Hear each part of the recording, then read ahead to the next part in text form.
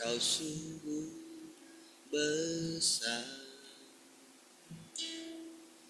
karyamu sungguh ajaib.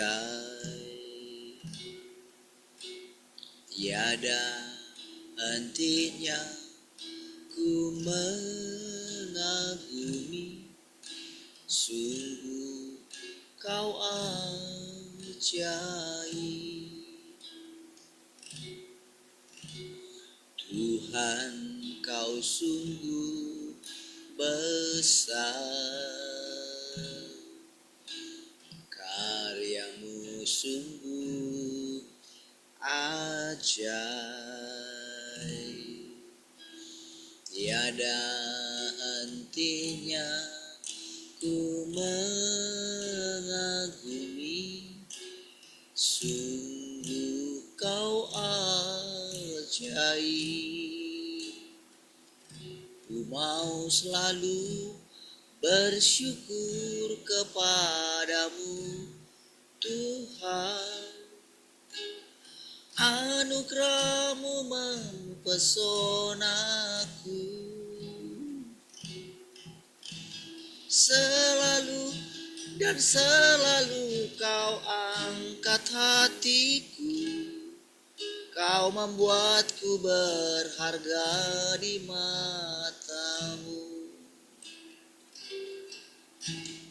Tuhan, kau sungguh besar,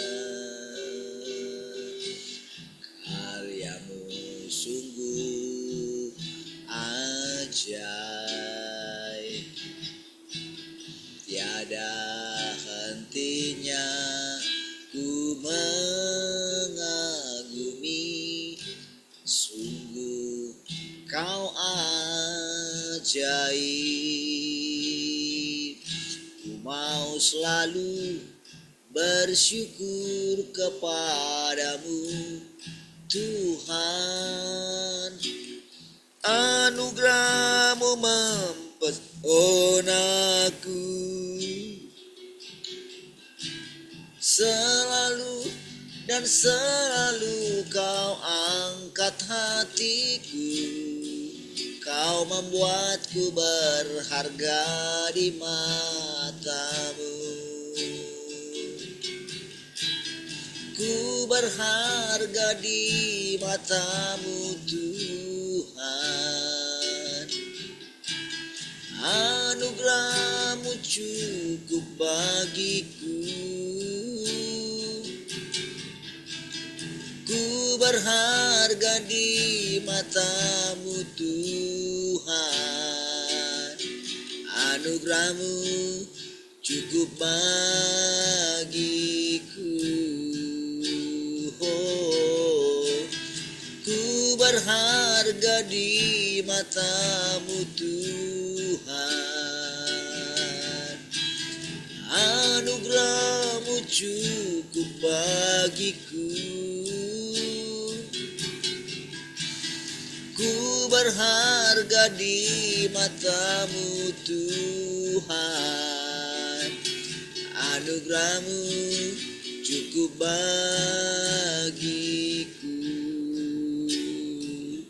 Ku mau selalu bersyukur kepadamu, Tuhan. Anugerahmu mempesonaku, selalu dan selalu kau angkat hati. Kau membuatku berharga di matamu. Selalu dan selalu kau angkat hatiku. Kau membuatku berharga di matamu. Kau membuatku berharga di matamu. Oh, kau membuat kami berharga matamu.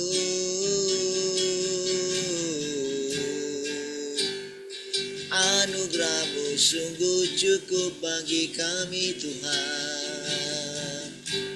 Pemeliharaanmu nyata sempurna. Terpujilah Tuhan. Oh, ya Tuhan, punya mula kebesaran dan kejayaan. Ya Tuhan, punya mula kehormatan, kemasyuran dan keagungan.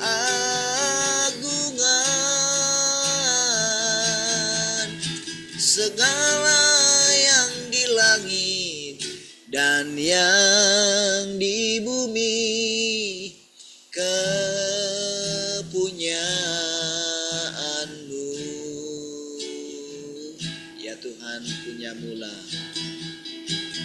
Ya Tuhan, punya mula kebesaran dan kejayaan. Ya Tuhan, punya mula kehormatan, kemasyuran dan keagungan.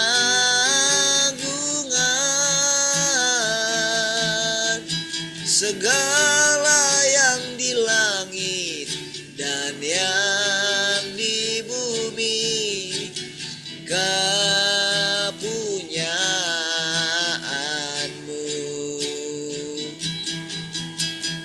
Hosana bagi Sang Raja. Hosana di tempat yang maha tinggi. Hosana, Hosana, Hosana bagi Dia. Sekali katakan dari awal, ya Tuhan. Ya Tuhan, punya mula kebesaran dan kejayaan. Ya Tuhan, punya mula kehormatan, kemasyuran dan keagungan.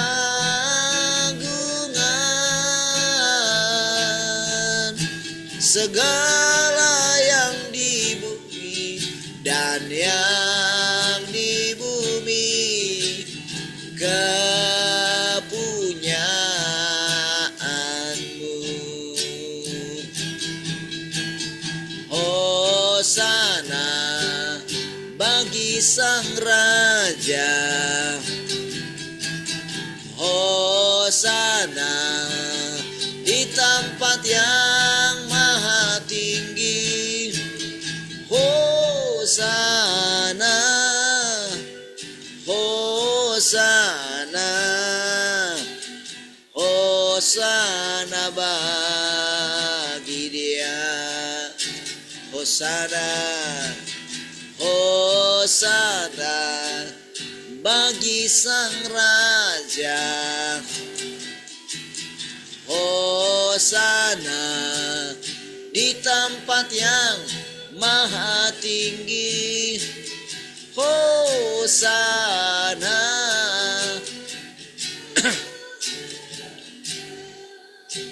Hosana bagi Dia. Hosana bagi Dia. Hosana bagi Dia.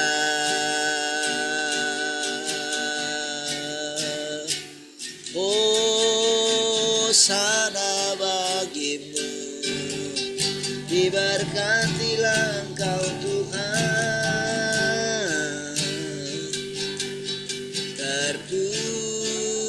terpujilah Engkau selamanya. Oh, oh,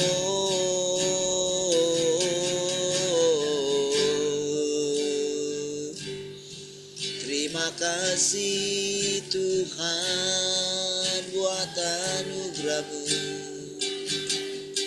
Terima kasih Tuhan buat keselamatan yang daripada-Mu. Haleluya, terpujilah Tuhan.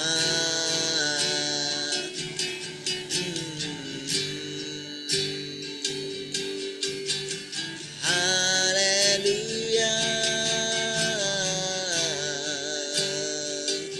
terpujilah Tuhan.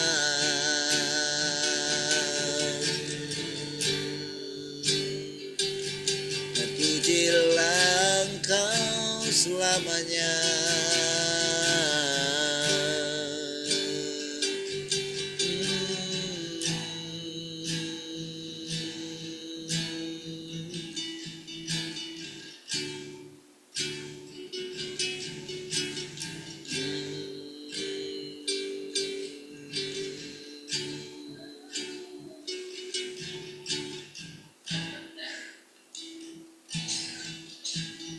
Ku ada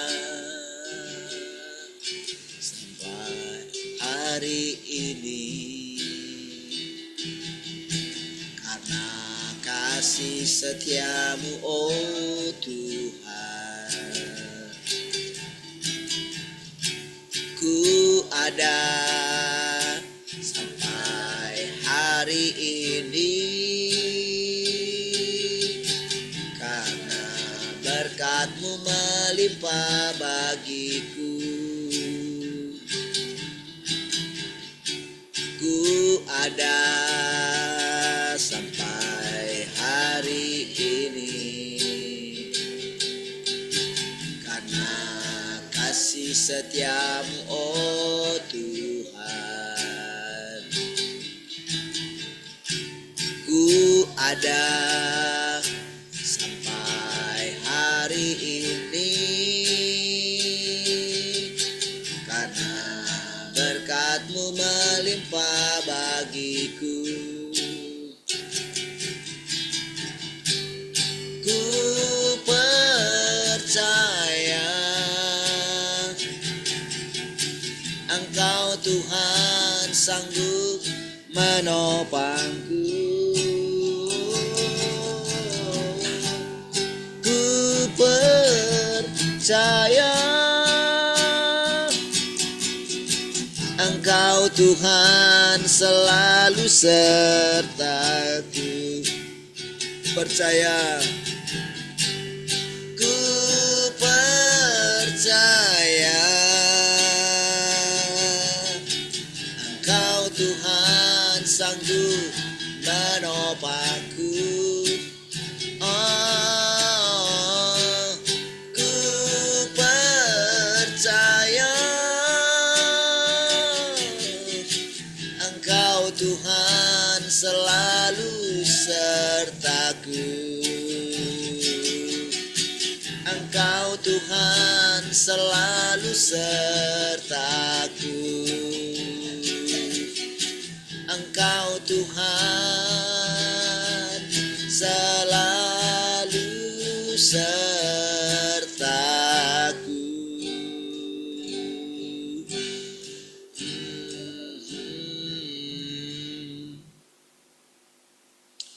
Haleluya, terima kasih Tuhan. Kami bersyukur pagi hari ini buat Engkau. Penyertaan-Mu sempurna bagi kami Tuhan. Terima kasih Tuhan.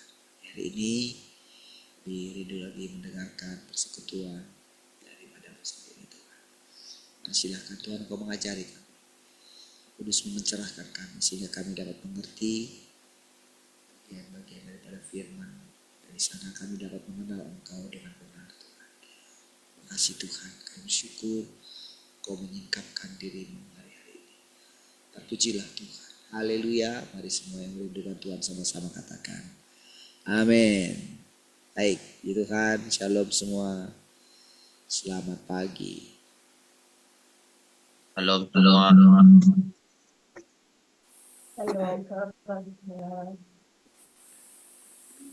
Halo, selamat pagi semua.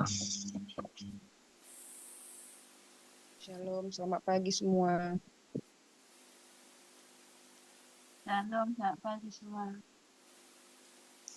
Baik, tahan.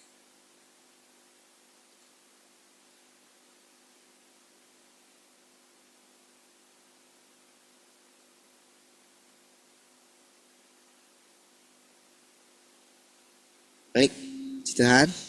Ada yang mau sharing?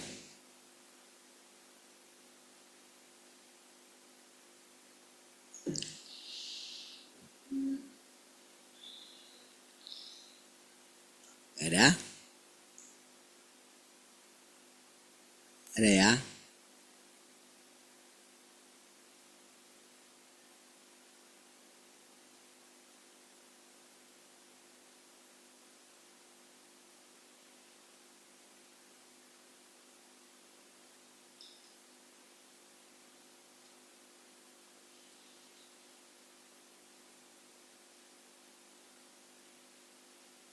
Oke, baik.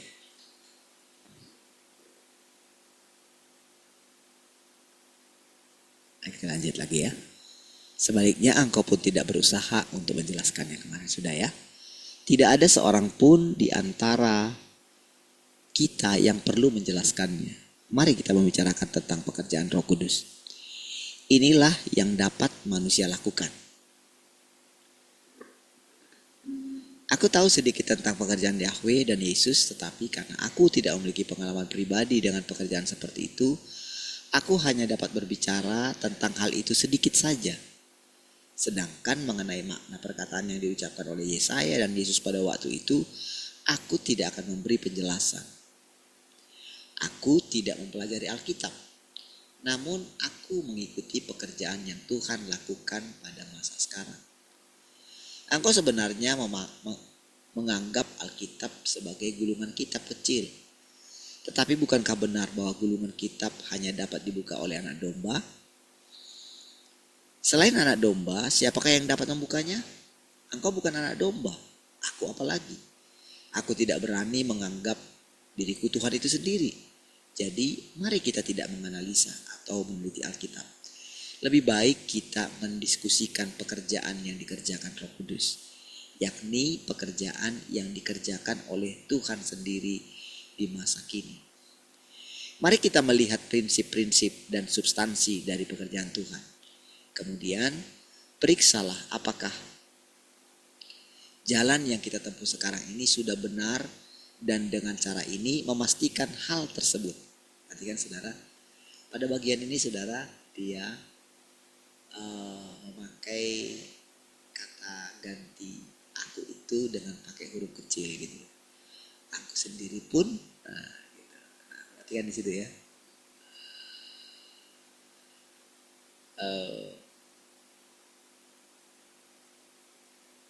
Bahwa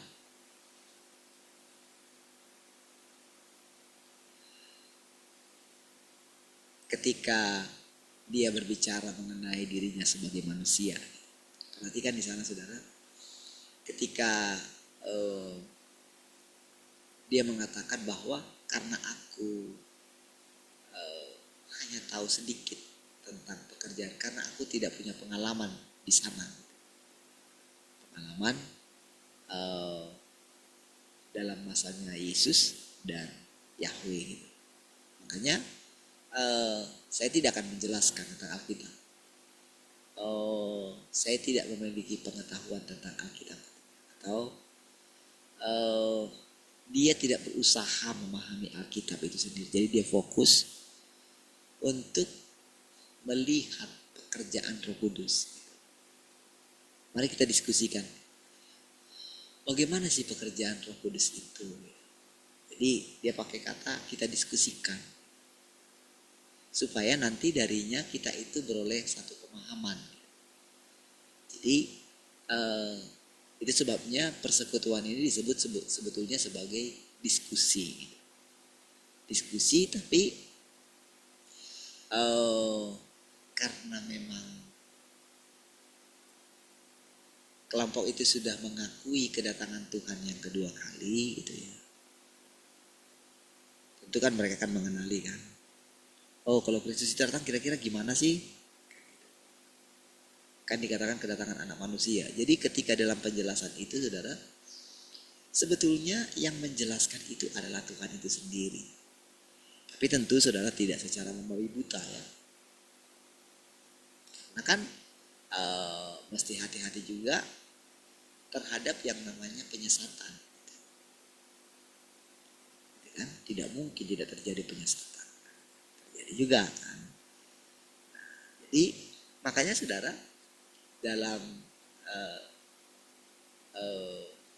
dalam persekutuan ini saudara, di situ saudara-saudara akan menemukan bahwa tidak ada unsur pemaksaan.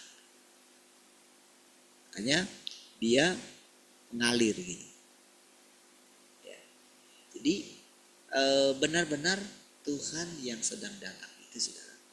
Sekalipun karena kan dia Tuhan yang Maha Kuasa, Tuhan yang berdaulat gitu. Tapi dari kata-katanya itu saudara semakin mengenalinya gitu ya. Maka di sana tidak ada intimidasi, tidak ada.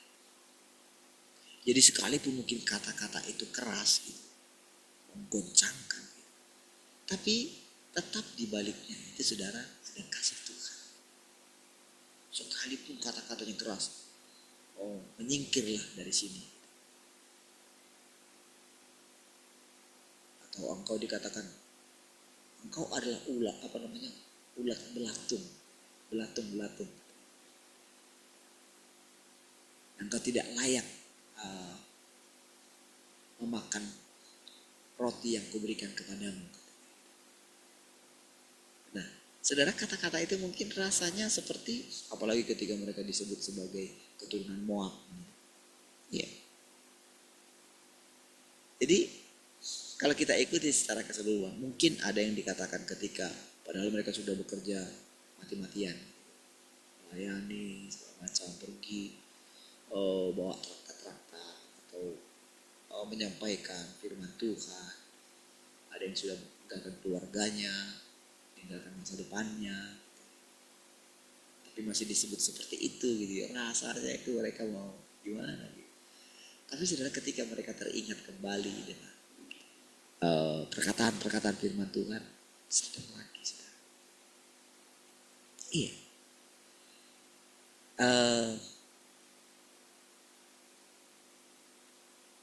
Nanti saudara juga pasti akan menemukannya, kebenaran-kebenaran ini.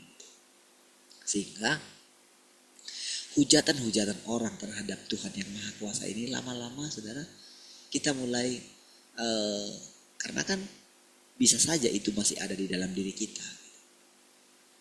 Karena kita masih belum mengenal. Karena Tuhan yang datang kedua kali itu ya tidak dikenal gitu. Karena kan anggapan kita kalau Tuhan sudah datang sudah selesai semua gitu. Padahal saudara kalau kita perhatikan, macam mana kalau misalnya pendetanya seperti itu, gimana dengan jemaatnya kan gitu. Belum lepas misalnya dari segala watak yang rusak itu, gimana mau bisa masuk surga? Masa hanya dengan iman saja? Dengan iman, pokoknya Yesus sudah mati sekali, sudah menanggung dosa kita. 12 kan. Nah, jadi saudara, kalau kita lihat sekarang kedatangan Tuhan yang kedua kali ini saudara. Ketika kita mulai mengakuinya, menghidupinya, makan firman-Nya, disitulah kita mulai melihat pekerjaan Roh Kudus itu saudara. Makanya lebih baik kita mendiskusikannya. Nanti dari situ saudara, kita itu akan lihat gitu. Bagaimana sih caranya Roh Kudus itu bekerja? Saya pun sering memperhatikan. Mana sih caranya? Gimana caranya Tuhan ini nanti melihat keadaan ini. Ya, seperti yang saya ceritakan kemarin tentang bagaimana saya dibawa ke tempat abang saya.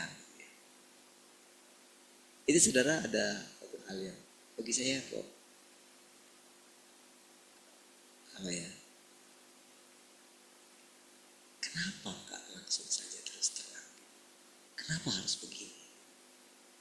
Kenapa harus pakai WA kayak gini? Tapi ketika saya lihat balasannya, gitu ya, sudah bisa nggak di WA kayak gini? Gila bang. Ternyata di WA kan. Ketika di WA kan responnya itu positif juga ya.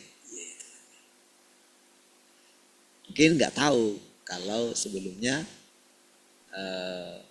kami sudah teleponan gitu panjang sampai 1,5 jam. Dan kalau saya lihat hasilnya gitu, iya itu kan, cara kamu kerja ya. Gitu. Saudara, di situ saudara saya benar-benar tidak memaksakan pola saya. Cuman saya hanya melihat ya ketaatan saya pergi, ya menemani menjemput gitu ya, ya bicara seadanya gitu ya. Gitu ya. Bisa melihat kerjaan Tuhan itu saudara. Nah, jadi bagaimana nanti saudara apa yang kita makan ini saudara, firman Tuhan yang kita makan, bagaimana nanti firman Tuhan itu menyembah? Kan dikatakan kan kita itu dilarang untuk menjelaskan. Ya. Sedangkan Tuhan yang Maha Kuasa itu sendiri, dia mengatakan dia membatasi dirinya. Saya pun tidak menjelaskannya, karena saya bukan anak domba itu. Berarti saudara sebetulnya anak domba itu sebetulnya adalah Tuhan itu sendiri.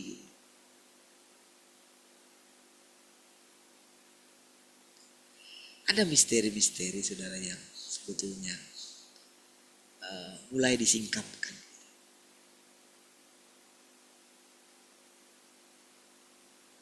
Dan bagaimana sebetulnya kita menjalani hidup kita walaupun kita itu menampung seluruh kepenuhan Allah.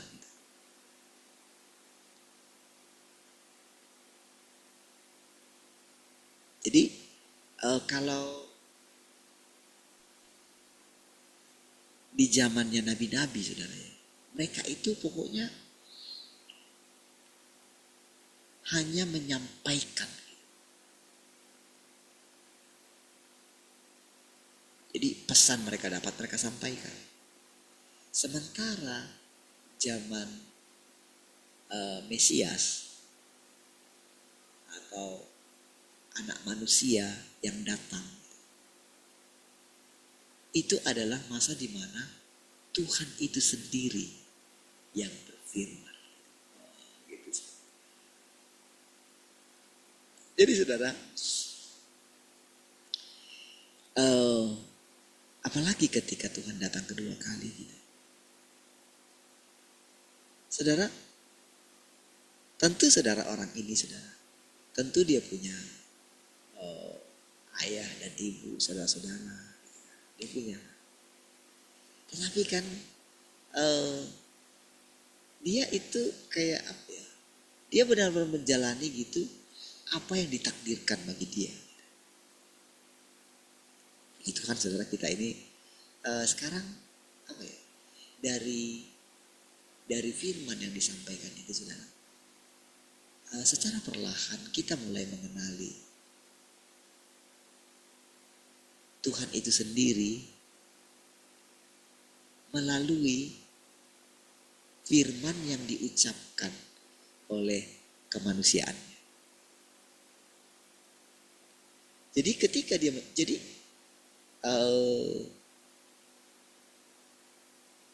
Tuhan ketika orang ini menerangkan tentang Tuhan itu ya, ketika pribadi ini, boleh saudara kita mengatakan sedikit seperti itu ya, karena memang tujuan Tuhan itu saudara dia benar-benar membuat kita itu benar-benar mengerti gitu. Tapi tentu saudara, tergantung kepada level kita masing-masing. Jadi benar-benar kita itu apa ya? Benar-benar kita itu terbuka gitu. Maksudnya terbuka itu dia selalu mengajak kita itu diskusi. Itu namanya bersekutu. Coba menurutmu gimana? Jadi ketika saya menyampaikan seperti ini saudara,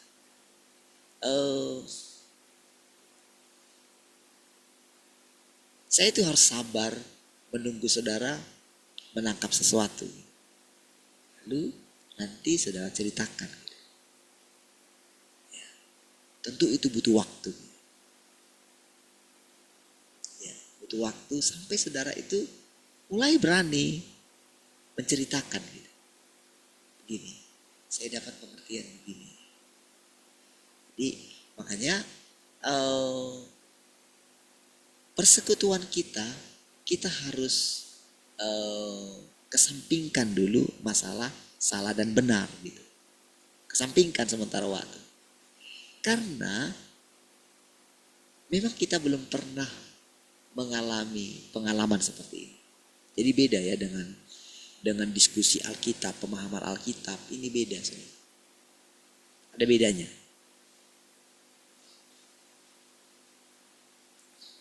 Karena nanti kalau yang namanya diskusi tentang Alkitab itu nggak habis-habis saudara, karena polanya yang salah. Sistemnya sudah salah dari awal gitu.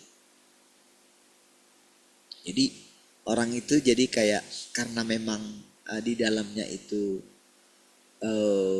orang-orang yang membahas Alkitab itu karena belum menerima Tuhan yang datang kedua kali gitu. Jadi semuanya bersumber daripada interpretasi. Karena apa yang kepercayaan yang dimiliki oleh rata-rata orang Kristen itu kan bersumber dari apa yang dia dengar sebelumnya. Apalagi kan sudah terkotak-kotak kan. Kalau dia Protestan kayak gini, kalau dia karismatik kayak gini, kalau Katolik kayak gini. Di dalam Protestan itu pun banyak sekali juga gitu kan. Karismatik itu apa lagi, lebih banyak lagi gitu. Dan itu berbeda-beda semua penekanannya gitu. Jadi sulit sekali untuk mendapatkan titik temunya gitu. Nah, tapi persekutuan ini saudara, karena masing-masing itu saudara, jadi ketika kita mengakui, jadi sebetulnya pintu masuknya di situ saudara. Ketika kita mendengar suara ketukan daripada Tuhan yang datang kedua kali itu, atau ketukan daripada anak manusia itu saudara. Nah, di situ saudara, itu benar-benar saudara kalau saudara perhatikan ya, benar-benar Roh Kudus yang selama ini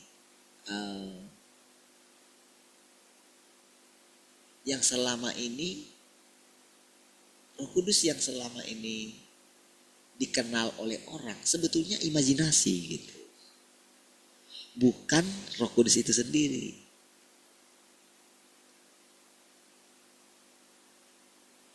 Jadi sebetulnya riskan sekali saudara.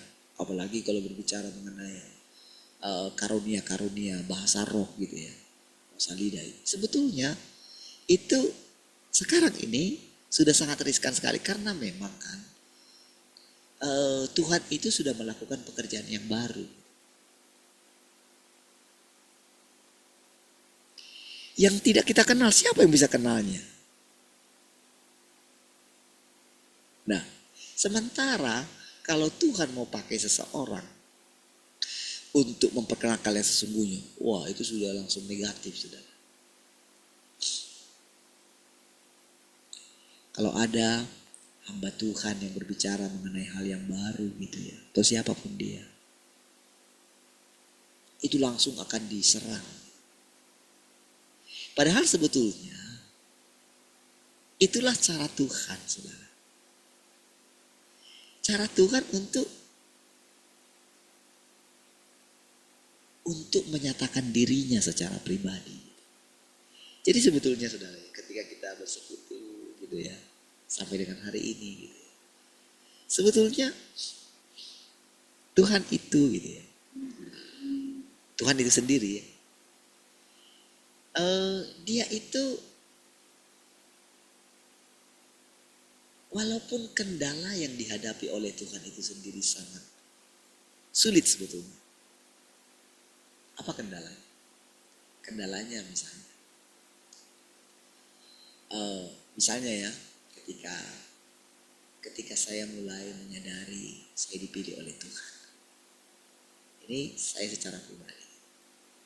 Nah, jadi ketika Tuhan dalam persekutuan saya dengan Dia, itu kan tentu melalui pengalaman hidup saya. Nah, tetapi sudah kendalanya karena memang pemikiran-pemikiran yang salah itu kan tertancap kuat juga dalam pikiran saya. Iya.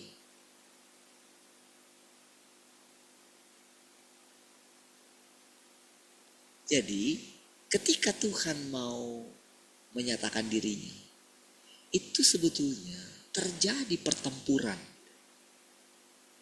antara Tuhan dengan iblis. Iblis itu iblis yang di dalam kita itu tentu adalah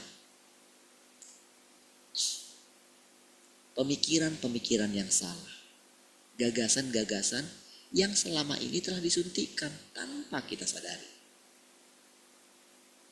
Jadi sebetulnya lebih nyatanya, iblis itu sebetulnya kalau Tuhan adalah firman, lebih nyatanya iblis itu adalah kebohongan gitu loh. Cuman kebohongannya itu ditutupi gitu, dengan niat baik.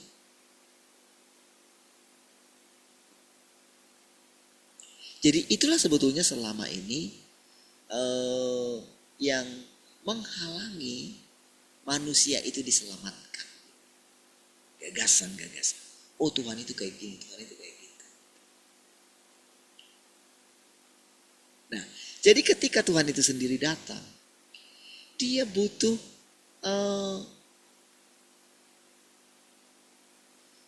waktu yang panjang. Nah, jadi saudara, kalau saya bisa berbicara kepada saudara secara pelan seperti ini, tahukah saudara, ada satu keberanian yang apa ya? Kalau saya boleh simpulkan untuk sementara ini, Tuhan itu hebat sekali menaklukkan orang ini. Iya. Sehingga secara lambat laun Tuhan itu sendiri benar-benar kita lihat. Iya. Sebetulnya perkataan itu sungguh sangat sungguh sangat sulit orang yang sudah rusak gitu ya. Manusia yang sudah rusak untuk mengatakan hal itu. Tetapi justru karena Tuhan menyingkapkan kerusakan kita, justru itu yang membuat kita itu memiliki takut akan Tuhan. Lalu saudara, kalau saudara perhatikan hari-hari ini kan, kayak Tuhan singkapkan semua.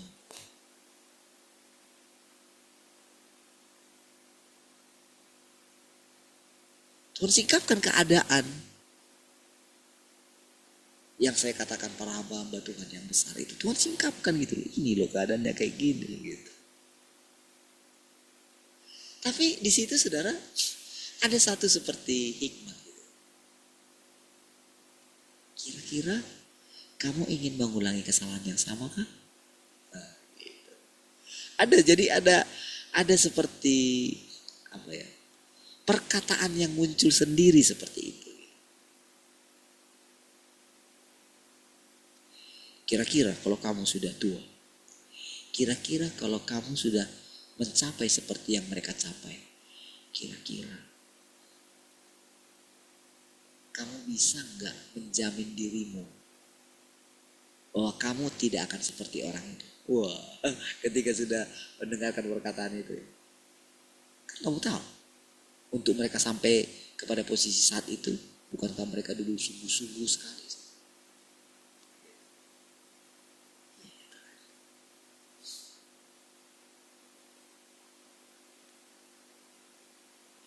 Jadi saudara, ketika secara perlahan ketika dikatakan berbicara mengenai pekerjaan Roh Kudus itu, saudara,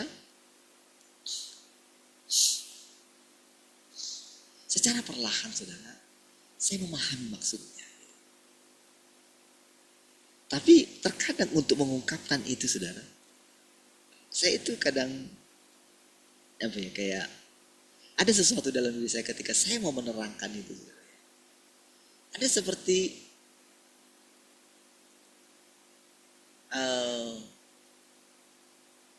seperti satu kehati-hatian. Karena mulai terbentuk dalam diri saya itu saudara, takut akan Tuhan itu. Takutnya itu adalah watak Tuhan itu mulai kelihatan gitu. Itu sebetulnya. Jadi ketika kita mulai menyadari takut akan Tuhan itu gitu, artinya itu sebetulnya watak Tuhan itu mulai tergambar gitu. Tergambarnya itu begini saudara. Kamu tahu kan, Tuhan itu kan bebas melakukan apapun. Tetapi coba kamu perhatikan bagaimana dia sama sekali tidak pernah memaksa ciptaannya. Apalagi manusia.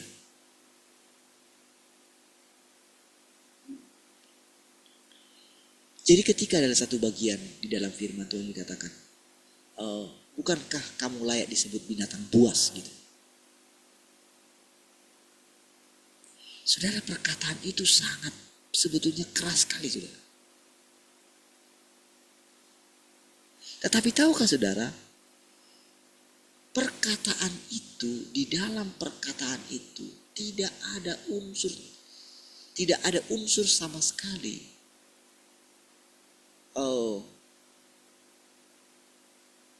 Tidak ada unsur untuk benar-benar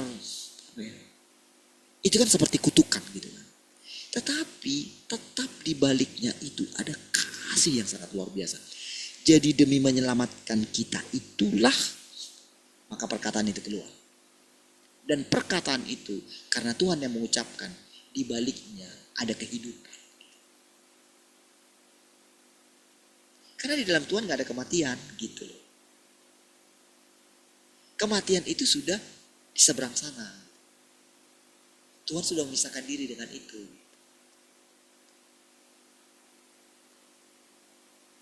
Makanya dia mengatakan, kalau dia berdusta, kalau dia mengatakan dusta itu dari dirinya sendiri.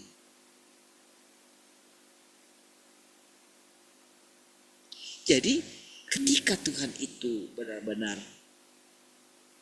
berikhtiar menyelamatkan manusia itu sampai dia datang sekali lagi. Dan sekarang kedatangannya itu kayak gini. Oke, kamu lihat. Oke. Fokuskan kepada Tuhan yang Maha Kuasa itu kan. Oke. Tapi sekarang aku ada di sini. Wow. Gimana? Oh, saudara, kita itu bukan secara roh. Bukan. Dia datang, firman itu menjadi daging katanya. Itu dalam selalu kata. Firman itu menjadi daging itu dalam. Firman yang tadinya kita tidak pahami. Firman yang tadinya misteri hanya Tuhan yang mengerti. Sekarang karena dia menjadi daging, firman itu bisa kita pahami dengan akal kita. Makanya sekarang ketika ketika Tuhan itu pakai perumpamaan, kan sering sekali melalui kehidupan kita sehari-hari, melalui keadaan yang kita lihat di sekeliling kita. Kemana kita pergi, terjadi goncangan. Iya. Sama seperti saudara ketika Yunus lari gitu. Ketika Yunus lari dari panggilan Tuhan, terjadi kan goncangan di sana.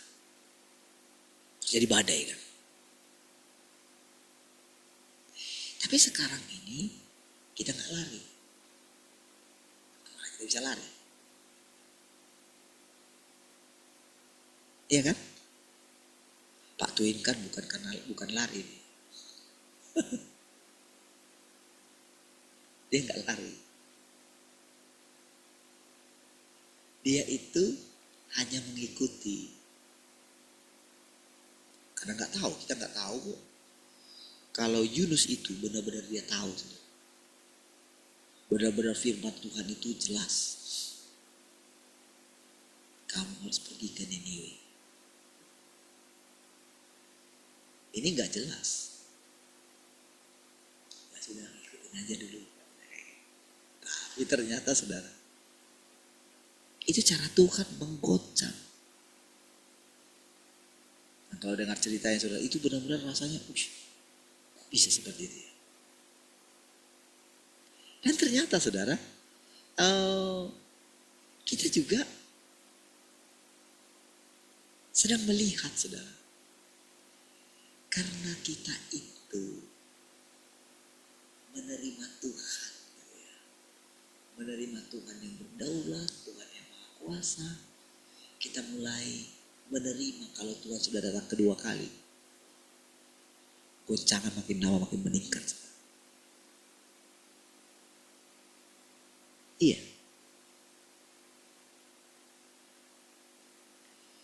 Ketika kita itu diperhadapkan misalnya, kita lihat misalnya satu keadaan. Oke, seperti yang saya ceritakan Pak Tenda. Saya cuma gini aja. Kamu pikir kamu bisa. Kamu pikir kuasa itu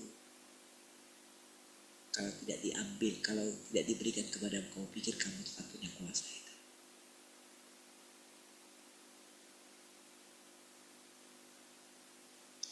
Tiba-tiba saudara, apa yang dimilikinya digoncang. Dan goncangan-goncangan yang sedang terjadi makin lama makin meningkat. Iya. Saudara, kita perkataan itu saudara, bukan karena misalnya kayak nabi-nabi yang sekarang, akan terjadi kegelapan, akan terjadi, saya udah muak dengar itu saudara. Karena ingin membuat dia terkenal. Itu lebih tepat, lebih boleh dikatakan sama seperti ketika Paulus pergi kemana itu. Inilah dia, Nabi Allah yang maha tinggi, bla bla gitu. Padahal dia kan tukang sihir, langsung dikutuk dia. Paulus sama Petrus, karena dia sudah risih mendengarkan itu. Nah, jadi kira-kira seperti itu saudara.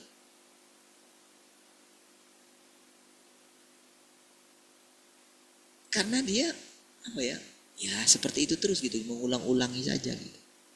Nah, sementara perkataan tadi itu saudara, itu karena kita melihat pekerjaan Tuhan gitu. Jadi bukan karena kita memaksakan, ini loh akan terjadi. Itu kan kayak membayang-bayangkan. Lebih tepatnya itu boleh dikatakan mengganggu malahan. Nah, jadi saudara, ketika Tuhan mulai menyingkapkan kepada kita, tujuannya itu ngajar kita loh, meyakinkan kita gitu. Ini loh. Ini dampak daripada apa yang ketaatan yang kamu tunjukkan. Kamu kan hanya duduk gitu. Kalau mendengarkan firman, kan sebetulnya ketika saudara mendengarkan firman ini, itu kan saudara itu untuk bisa masuk lebih dalam. Wah, butuh waktu yang sangat panjang sekali. Tetapi yang terjadi itu sebetulnya pekerjaan Tuhan itu sudah jauh lebih tinggi, bahkan dipercepat gitu. Ini kita tidak lihat. Tetapi secara perlahan Tuhan itu menunjukkan sedikit demi sedikit. Tapi sebetulnya pekerjaannya itu besar sekali. Iya.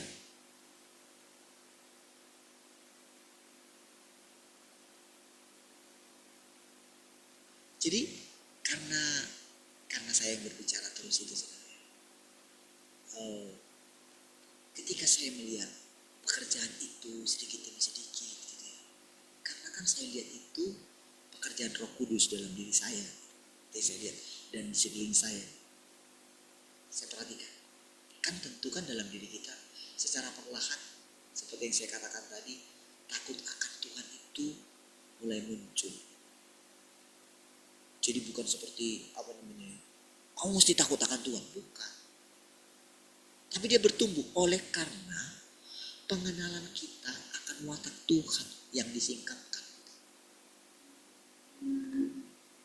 Jadi saudara dengar kita melihat Tuhan itu rendah hatinya Tuhan itu gitu. Dari pengalaman kita.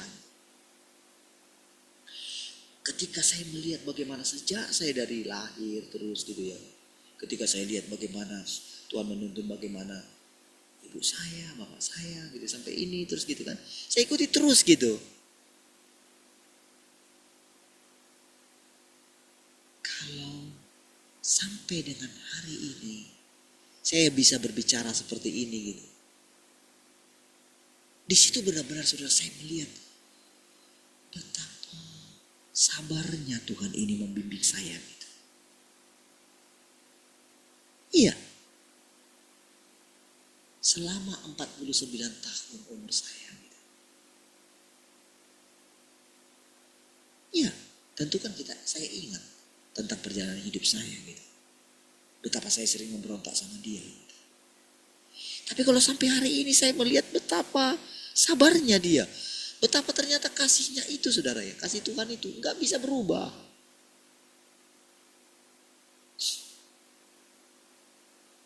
Sejahat-jahatnya iblis itu mau gimana pun. Iblis itu berlipat ganda jahatnya. Gitu. Gak bisa mengubah kasihnya Tuhan. Iya saudara. Sekalipun manusia tidak mengerti tentang kasihnya Tuhan kan. Sebetulnya kan kerusakan manusia yang sangat parah itu saudara alam gini saudara. Sampai mereka salah mengerti tentang Tuhan. Tapi berapa banyak kita yang ada di sini pun salah mengerti akan Tuhan. Iya. Ketika kita mengalami kesukaran, kesulitan, gak punya uang, inilah itulah. Berapa banyak di antara kita yang lebih parah daripada Asap. Asap puji Tuhan saudara. Dia masuk ke tempat kudus gitu. Barulah dia lihat gitu.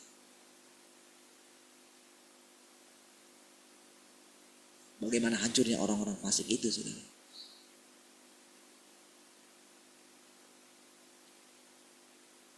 Sekarang Tuhan itu yang dengan sabar gitu. Bayangkan ketika yang saya katakan. Itu mungkin sebagian daripada ketika saya menaikkan tinju saya ke langit. Gitu. Kesal sekali. Tentu kan kesal saya itu kan sama Tuhan. Padahal Tuhan sudah begitu sabarnya menuntun saya, memberkati saya, menolong saya, iya, menyembuhkan saya, iya, mengatakan kepada saya kamu tidak pernah sakit. Tahu saudara, kalau firman itu Tuhan yang ucapkan, maka itu kebenaran. Kalau dia katakan kamu tidak pernah sakit, ya terjadi seperti itu. Itu kebenaran.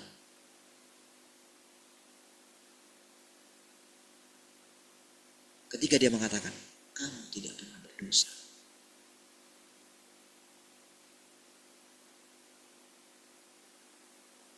karena aku sudah menanggung semuanya.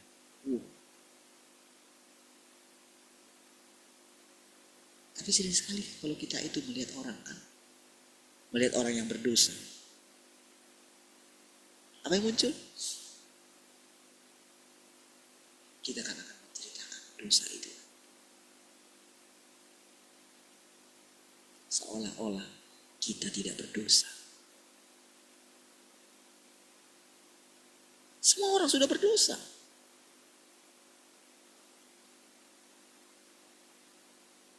Tetapi apakah kita membiarkannya?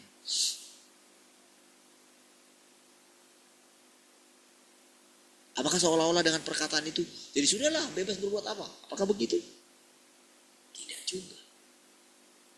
Kalau kita tidak menegurnya, kalau kita tidak menyatakan kebenaran,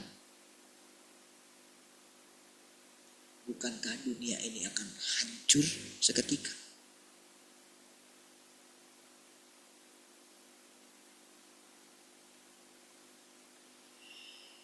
Saudara, ketika kita mulai melihat sekarang, Tuhan itu menampakkan diri. Yang saya katakan itu, sebetulnya saudara, dari semua perkataan itu, saudara, begitu kita fokus kepada Tuhan, begitu dalam diri kita. Jadi ketika saya bicara itu, saudara, di dalam diri saya sudah terpatri begini, Tuhan, kami tidak bisa hidup tanpa Engkau.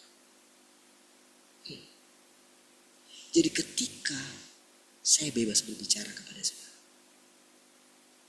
bebas ini saya berbicara. Ketika dalam keadaan bebas itu, saudara, harus ada takut akan Tuhan. Tetapi takut akan Tuhan bukan takut berbicara, tetapi bukan lancang juga berbicara.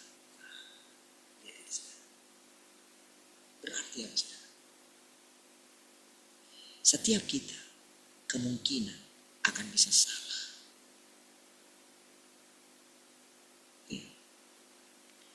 Tetapi selama kita itu bergantung kepada Tuhan, disitulah kita berdoa, saudara. Disitulah kita baru mengerti betapa pentingnya kita berdoa. Betapa pentingnya. Riskan sekali, saudara, kehidupan kita.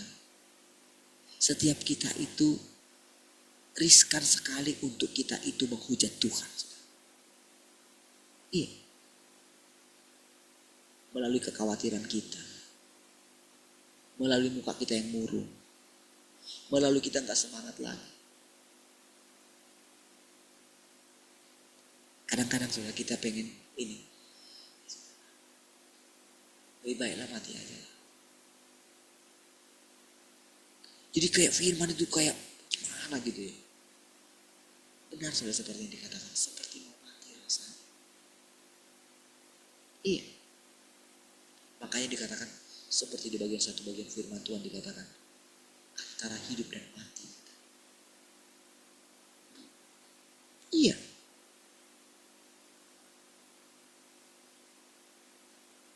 Tetapi saudara, ketika kita datang lagi sama Tuhan,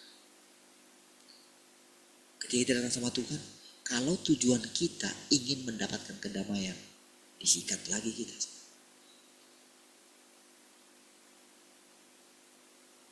Iya. Berarti kita itu sedang membuat satu formula, satu rumus. Oh, kalau kita datang sama Tuhan, kita akan mendapatkan damai.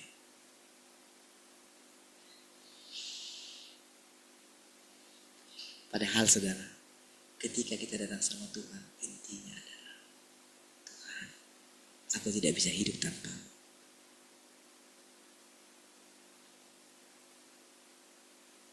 Jadi kalau engkau harus mengalami yang tidak enak ini dalam hidupmu,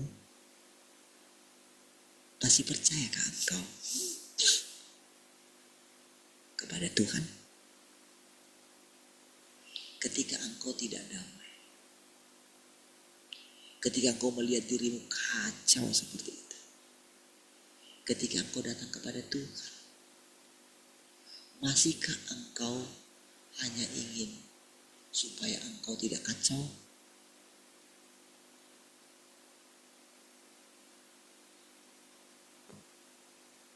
Berarti kalau engkau hanya ingin keluar dari kesulitanmu, berarti engkau sedang memanfaatkan Tuhan. Berarti Tuhan itu bukan Tuhan. Tuhan itu adalah hamba. Ya, aku memang dengan sabar. Ketika aku menjadi manusia, aku turun ke tempat yang paling rendah. Kamu gak tahu semua.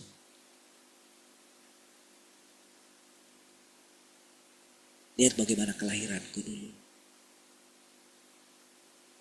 Aku sengaja mengambil tempat yang paling rendah. Kandang binatang.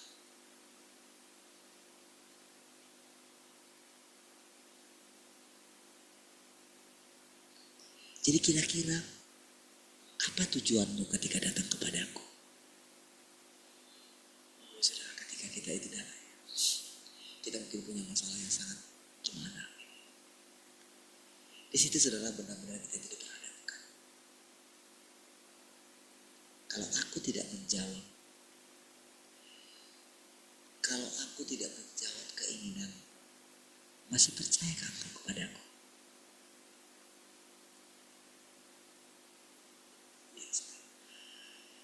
Jadi di fase itu saudara, kita benar-benar saudara seperti mau mati rasanya. Karena kita gak mengerti. Bahkan sampai kita itu mungkin membenci firman Tuhan. Oke. Saya dengarin lagi.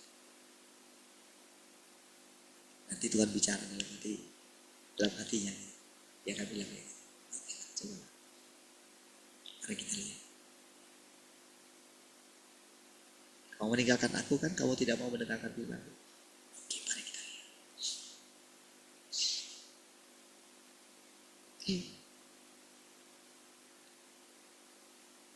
Saudara, diam-diam dalam diri kita itu saudara. Karena memang kita itu sudah dipilih oleh Tuhan.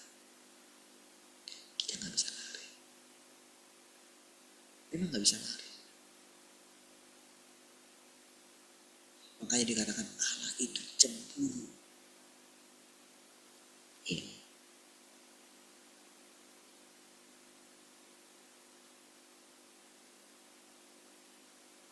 Manusia tidak bisa hidup tanpa Tuhan.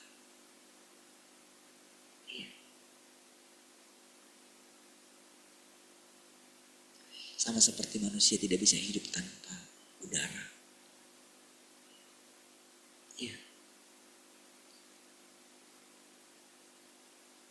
Apa yang kita hirup, itulah Tuhan yang memenuhi segala sesuatu.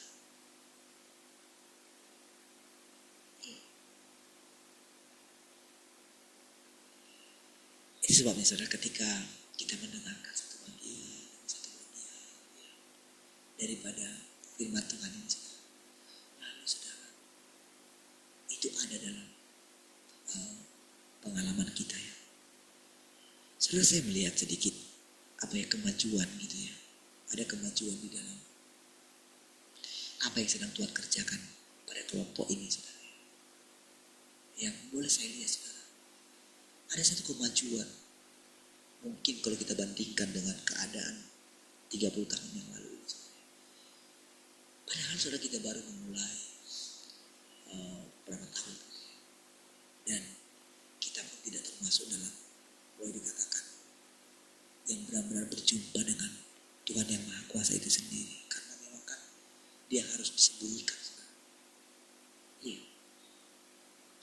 Tapi tahu gak saudara, Tuhan yang sedang menampakkan diri kepada kita ini saudara, itu pekerjaan pekerjaannya itu bukan seperti 30 tahun yang lalu.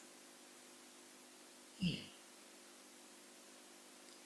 Jadi kita itu di-encourage walaupun kamu itu nampaknya bodoh. Nampaknya. Tapi tahu nggak? Kalau aku ada di sini, kebodohan itu harus siap. Iya. Jadi rasanya saudara kita itu cepat sekali. Saudara. Iya. Makanya kegoncangan yang terjadi itu pun yang kita lihat itu cepat sekali. Iya saudara. Makanya rasanya saudara.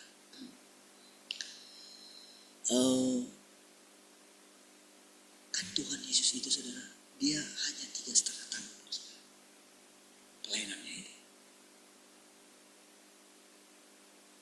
Jadi 3,5 tahun sudah cukup dia menyelesaikan pekerjaannya, bayangin.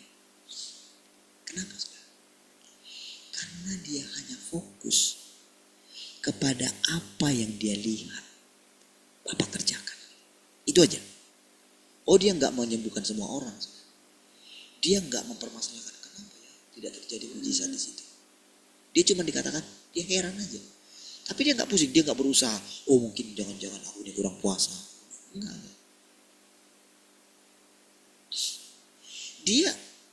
Dia tidak memikirkan hasilnya. Sementara kita ini kan, apa yang membuat kita lambat itu kan kita selalu memikirkan hasilnya kan. Kita selalu lihat jemaat kita. Itu yang selalu kita lihat, luarnya.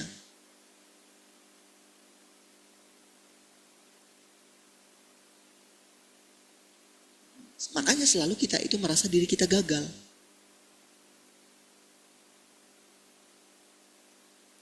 Kita selalu ingin lebih kuat. Kita gak mudah-mudah hukum yang ditemukan oleh Paulus itu.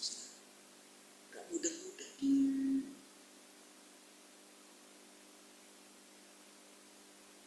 Padahal jelas-jelas loh Tuhan Yesus ketika dia naik ke atas kayu salib, justru kamu akan tercerai-berai.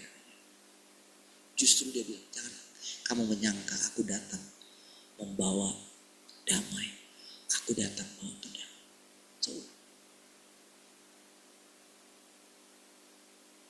Di satu sisi dia menangisi Yerusalem. Dia mengatakan aku seperti induk ayam yang ingin menarik anak-anak ayam itu kembali. Dia menangisi. Tapi di satu sisi dia mengutuk mereka.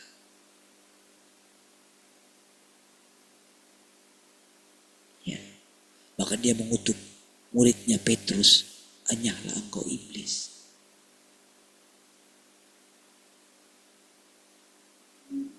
Kalau mungkin saudara, saya mengatakan itu kepada jemaat kita. Sudah lama mereka lari. Ya. Sudah lama lah.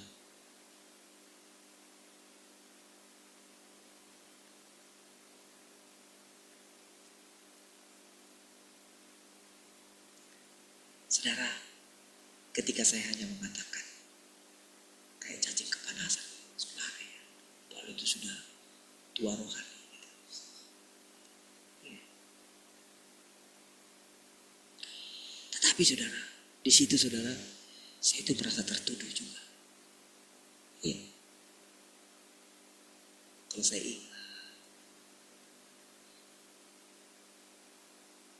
ingat satu demi satu ini ada yang mati lagi ini itu. Kalau saya ingat.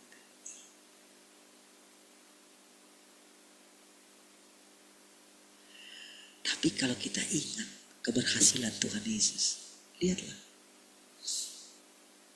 Dia gak berhasil. Nampaknya. Tapi menurut Bapa, dia sangat berhasil. Dan tahukah saudara, ketika secara perlahan semua pengajaran ini mengendap di dalam batin kita, saudara.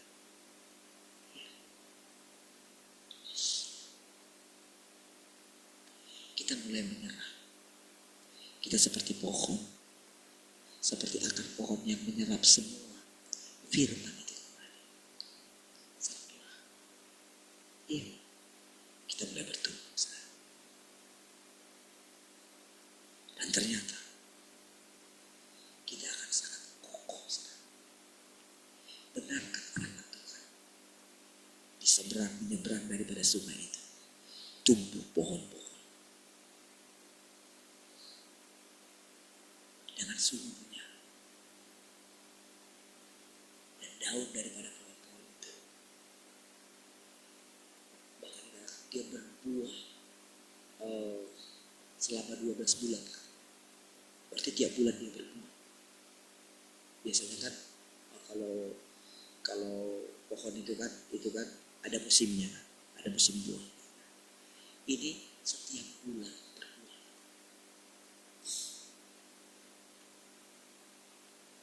Daunnya dipakai untuk menyembuhkan bangsa-bangsa. Saudara, inilah yang sedang apa yang Tuhan firmankan dulu, saudara. Benar-benar kita yang hidup di generasi akhir zaman ini, saudara. Akhir zaman yang berikutnya, kita memasuki zaman yang baru. Disinilah semua makna daripada firman Tuhan yang dinubuatkan. Disitulah benar-benar kita mengalaminya. Bukan melihat orang lain, tapi bagaimana kita melihat diri kita.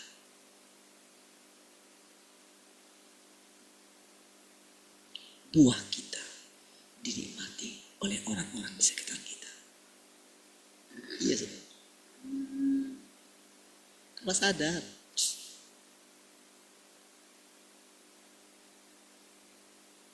dan nanti saudara, dengan senang hati saudara, pohon itu akan, ketika dia dinikmati buahnya, apalagi orang itu duduk di bawah pohon itu, saudara,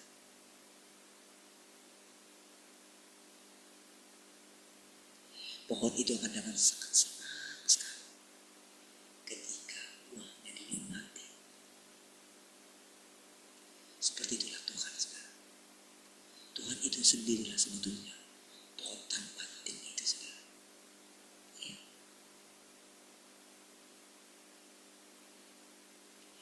Tahukah saudara, dengan kita itu melihat pekerjaan Tuhan yang semakin hari semakin besar, disinilah kita benar-benar jadi terbuka gitu. Ini ya surga yang memang surga itu ya. Ini ya Tuhan ya. Ini bangsa-bangsa itu berubah. Bangsa kita ini berubah.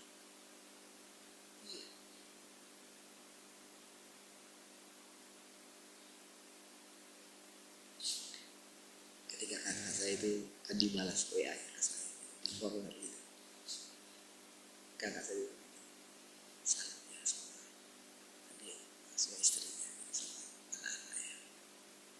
Ya mungkin di sana, ya mungkin bisa dia kamu sampaikan firman Tuhan. Kakak saya bilang begini, tahu kakak, abang itu dulu itu jadi teladan saya. Oh ya, katanya.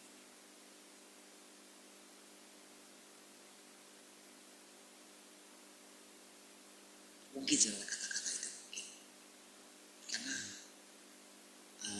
adik dia itu selalu pernah tinggal sama mereka waktu masih muda. Jadi ketika saya itu ya, ketika saya baca aja ya itu. Di situ saya benar-benar ini Tuhan ya. Nggak ada yang bisa menghalangi Engkau datang ya. Saya dengan keterbatasan saya Tuhan, dengan mungkin ambisi saya, pengen ini, pengen itu, ternyata itu bisa Engkau kalahkan ya Tuhan. Ketika saya melihat hanya melihat WA itu aja, karena mereka sudah bicara tentang mati-mati, saudara. Nanti kalau aku mati harus dibawa ke sini. Saya bilang sampai kayak gini, belum mati. Belum mati. Memang kalau sudah sudah mati itu memang masih berpikir dia, memang masih dipusingkan dia, tubuhnya ada di mana.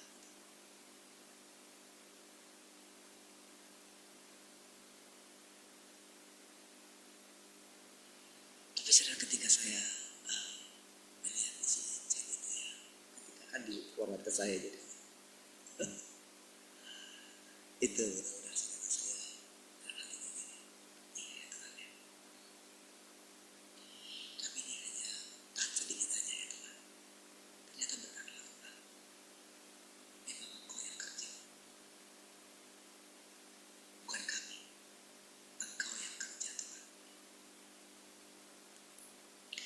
Kami ini hanya menjalani apa yang harus kami jalani.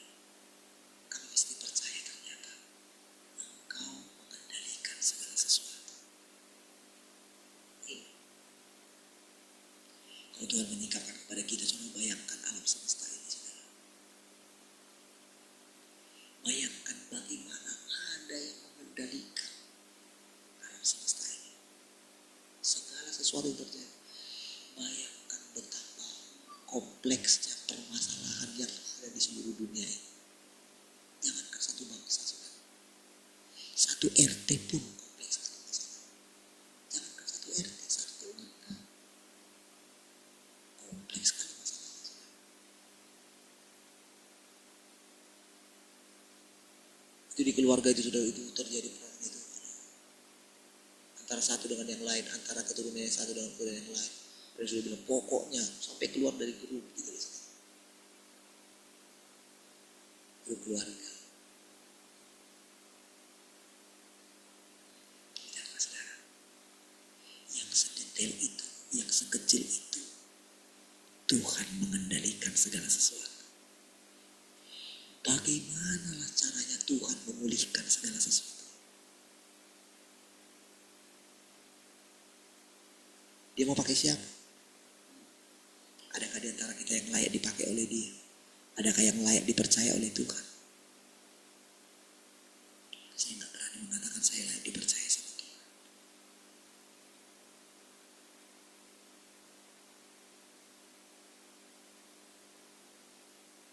Hanya Tuhan yang layak membuka gulungan kitab itu. Hanya ada doa.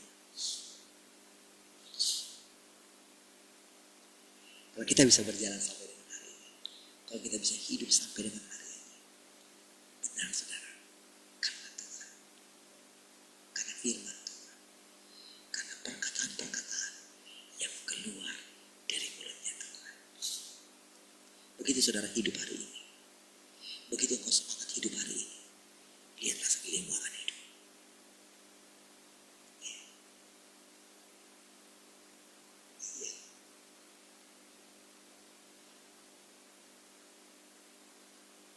Saya boleh bayangkan Pak Tuin di sana ya, dalam keadaan seperti itu ya.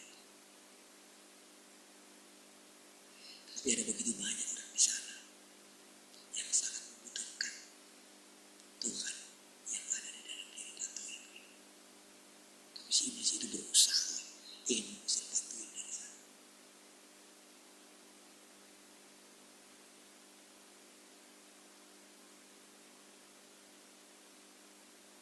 Dengan segala keadaan, gak tahu juga mau lari kemana. Tapi gak tahu juga bagaimana caranya melangkah.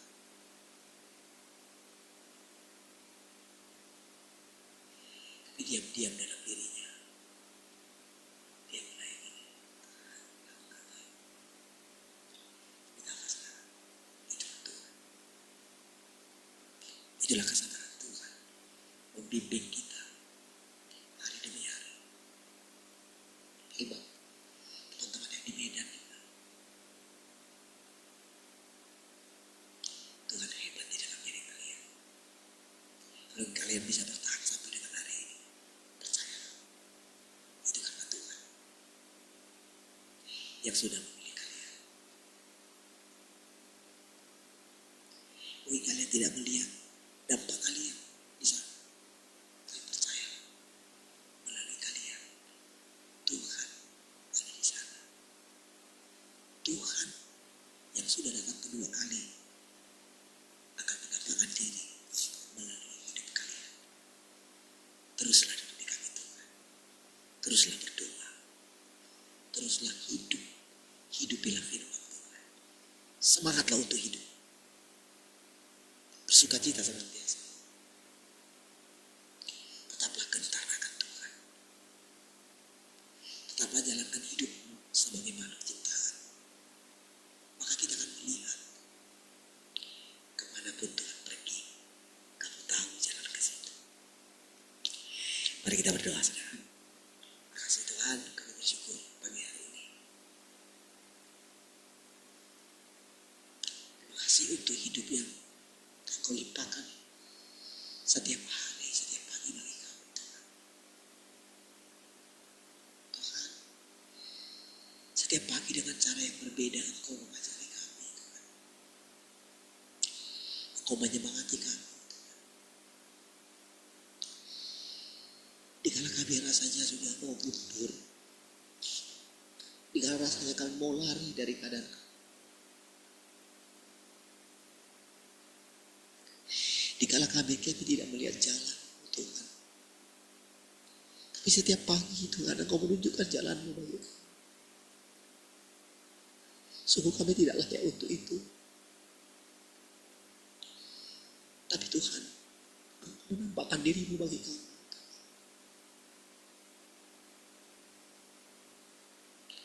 Engkau sangat baik, Tuhan. Cukup kata-kata kami, Tuhan, untuk mengungkapkan betapa nyatanya Engkau setiap hari dalam kehidupan kami itu. Dan betapa rindunya Engkau melihat semua orang berbalik kepadamu, ya Tuhan.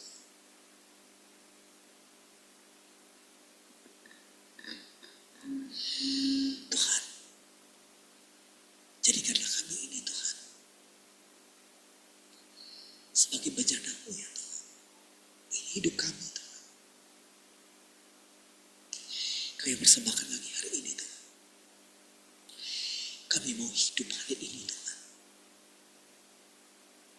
Kami mau hidup, menjalankan hidup-Mu, Tuhan.